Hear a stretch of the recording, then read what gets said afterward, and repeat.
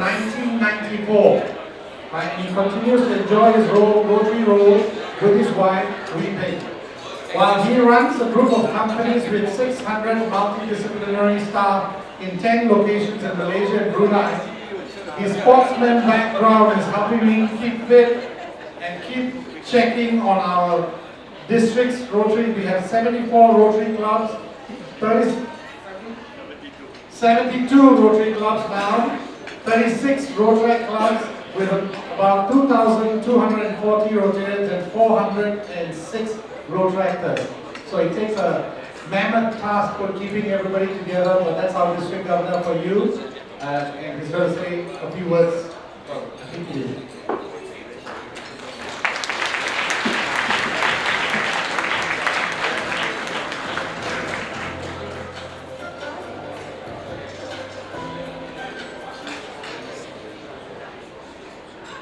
Senior Minister, Dr. Janil Puducherry, RI Director, Judy Bob, Organizing Chair, Dr. Chan, past governors, incoming governors. A very good evening to all of you, and a happy New Year.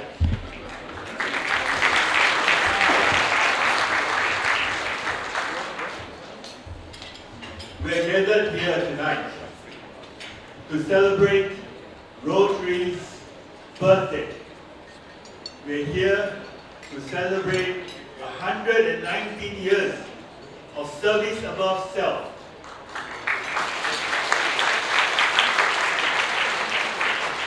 Where together we create lasting positive change across the globe in our communities and in ourselves.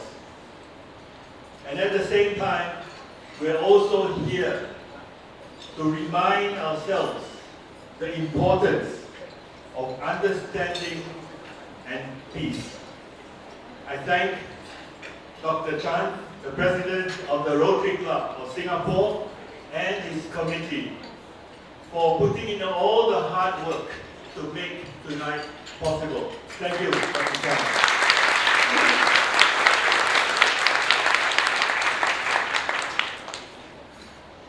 In particular, I want to thank Dr. Janil. You know, this is his first Rotary meeting. So all of you, please give him a big round of applause.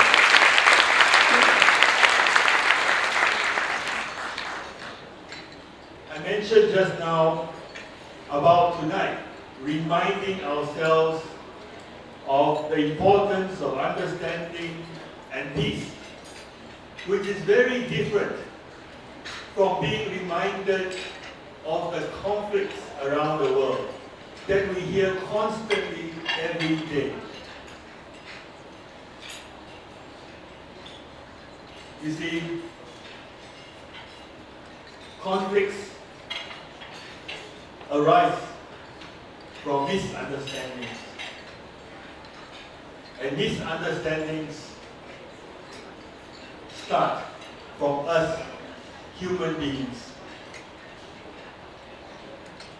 We need to understand and we need to know what understanding and peace is. Let me share with you a story.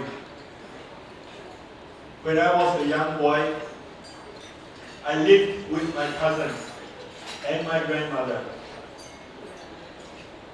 My cousin was 1 year younger than me, and I was bigger than him. And we would fight. As Dr. Chan mentioned, we are genetically programmed to fight. So when we fought, of course, I would strike him, and he would use his greatest advantage, and he would cry very loudly. And guess what? Grandmother she has got this cane, and she would come. She's very fair. She will listen to us, but both of us will get the cane. And I tell you, it hurts. But that was not all. she will get us to stand facing each other. John, you stand here. And Colin, you stand here. And what we had to do was to look at each other until we said sorry to each other. And then we had to go to the kitchen and say sorry to her. So you know how it's like. After a fight, after being caned, when you look at him, you really want to strike him again. But let me tell you, as we stood there looking at each other, as the minutes passed, 5 minutes, 10 minutes, and you know what? The legs get a bit tired. And somehow, like magic, right? He doesn't look that bad, you know, with time. So in the end, we decided that we are fine, you know, there's no problem. And we better go and say sorry to grandmother so that we can continue playing. So we go to the kitchen and say sorry to grandmother, and we left. And grandmother would say, come back here. No choice, we came back, and she says, what must you say? And we said, thank you. So I think these are the basic things where, you know, there must be, that we must know in human relations to prevent conflict. So what I learned from that when I was young was that there was no winner in conflict. And maybe that's the reason why I do not attract conflict. And let me tell you another story. You know, in the olden days, there is this alarm clock that you would have to wind every night. And in the morning, when it rings, it scares you and you feel like, you know, you're going to jump out of your skin. You know those alarm clocks? You wind the clock up, and inside the clock, there are these wheels that turn. And because these wheels turn and they work together in peace, in harmony, in full understanding, it produces accurate time. Nowadays, you have watches that are very small, and these are perpetual watches where you do not have to adjust.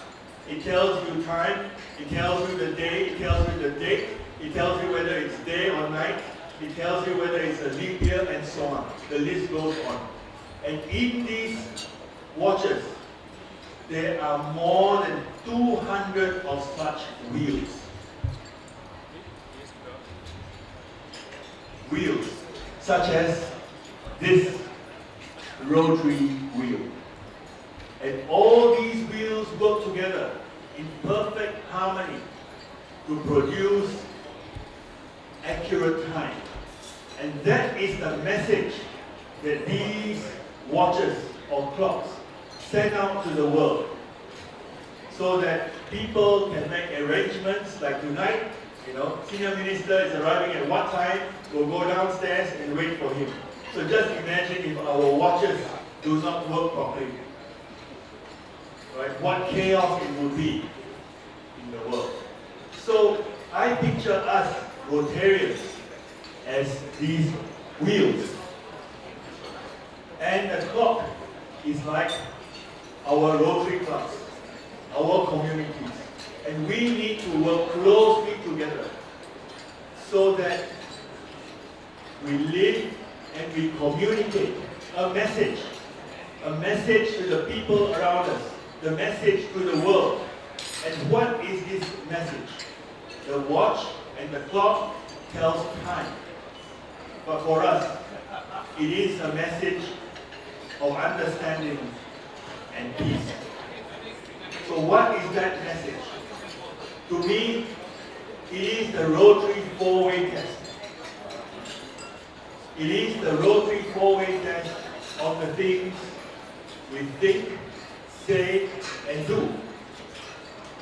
Number one, is it the truth? Is it fair to all concerned? Will it bring goodwill and better friendships? Will it be beneficial to all? That is the message of Rotarians, and we need to practice that ourselves, in our families, in our Rotary clubs, in our communities. And that is our message to the world. And together, my friends, let's work towards a more peaceful world, starting from ourselves, our families, our Rotary clubs, and our communities. Thank you very much.